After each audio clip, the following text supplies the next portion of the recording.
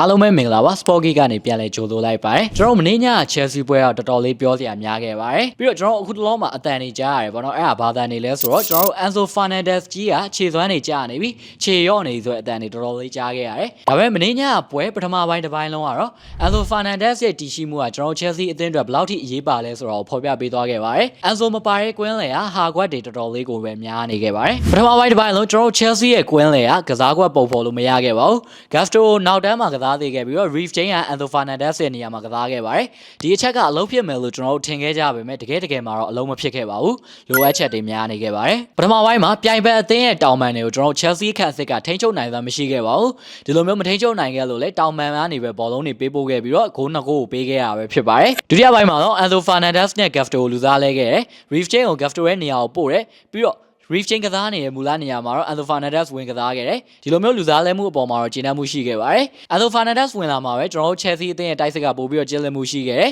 Chelsea အသင်းရဲ့ကစားကွက်တွေလည်းပို့ပြီးတော့ပုံပေါ်လာခဲ့တယ်လို့ပြောလို့ရပါတယ်ဒီတော့ Enzo Fernandez ကမင်းညပွဲမှာတော်တော်လေးအရေးပါခဲ့တယ်လို့ပြောလို့ရပါတယ်ခံစစ်ပန်းကိုပြောကြမယ်ဆိုရင်လည်း Reece James ခံစစ်ကိုရောက်လာမှာပဲကျွန်တော်တို့ Chelsea အသင်းရဲ့ခံစစ်ကပို့ပြီးတော့ကျင်းလည်လာခဲ့ပါတယ်ဒါကိုဒုတိယပိုင်းတစ်ပိုင်းလုံးသေချာကြည့်မယ်ဆိုရင်သိနိုင်ပါတယ်ပြီးတော့ဒီပွဲမှာ Reece James ရဲ့ free kick ကနေပဲကျွန်တော် Chelsea အသင်းကိုပြန်လာနိုင်ခဲ့တယ်လို့ပြောလို့ရပါတယ် Reece James ကန်သွင်းပေးသွားခဲ့တာ free kick ဂိုးတကိုယ်လည်းမဟုတ်ပါဘူးဒါကကျွန်တော် Chelsea အသင်းရဲ့စိတ်ဓာတ်ကိုပြန်လည်မြင့်တင်ပေးခဲ့တဲ့သွင်းဂိုးတကိုယ်လည်းဖြစ်ပါတယ်ဒီတော့ခံစစ်ပိုင်းကိုဂိုးသွင်းပေးခဲ့တဲ့အပိုင်းမှာပါ Reece James ရဲ့စွမ်းဆောင်ရည်ကိုတော်တော်လေးအားရကျေနပ်မှုရှိခဲ့ပါတယ်ဒီပွဲမှာ 2-1 ကနေပြီးတော့ 2-2 ဆိုတဲ့ရလဒ်ကိုဖော်ဆောင်ပေးခဲ့တဲ့ Robert Sanchez နဲ့ João Pedro တို့ရဲ့တွဲလုံးကိုလည်းမေ့ထားလို့မရပါဘူး João Pedro ရဲ့ဖြတ်ထိုးညံရှိမှုကြောင့်ပဲကျွန်တော် Chelsea အသင်းက 2-2 ဆိုတဲ့ရလဒ်ကိုဖော်ဆောင်နိုင်ခဲ့ရပါမဟုတ်ခဲ့လို့ရှိရင်ကျွန်တော် Chelsea အသင်းက 2-1 ဆိုတဲ့ရလဒ်တစ်ခုတည်းနဲ့ပဲအရေးနှိမ်သွားနိုင်ပါတယ်ဒီပွဲမှာကျွန်တော်တို့ရဲ့ချစ်တော်ကိုပါမှာလည်းတိတာရဲ့ပြောင်းလဲမှုမျိုးတွေဖန်တီးမပေးနိုင်ခဲ့ပါဘူးပြောရမယ်ဆိုတော့ကျွန်တော်တို့ရဲ့ကိုပါမှာပြန်မလာသေးပါဘူးသူ့ရဲ့ခြေစွမ်းကိုသူပြန်လဲရှာဖွေဖို့လိုအပ်နေခဲ့ပါသေးတယ်ဒီတော့အနစ်ချို့အရင်ကျွန်တော် Chelsea အသင်းကတော့ပထမပိုင်းတစ်ပိုင်းလုံးလိုအပ်ချက်တွေဘလက်ဘွားနဲ့တော်တော်လေးပြောစရာဖြစ်နေခဲ့တာပါ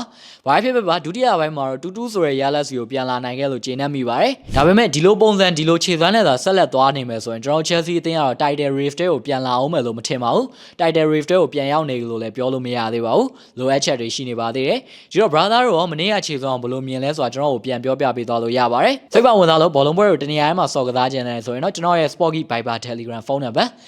399668988845ကိုသာဆက်သွယ်စုံစမ်းလိုက်ပါထိုင်းဘတ်ငွေတော့မြန်မာငွေနဲ့ပါစိတ်ကြိုက်စော်ကစားလို့ရပါတယ်ခုလိုမျိုးဆုံးဖြတ်ကြည့်ရှုသွားပြီးတဲ့တယောက်ချင်းစီတောင်းလည်းကျေးဇူးတင်ပါတယ်ခင်ဗျာ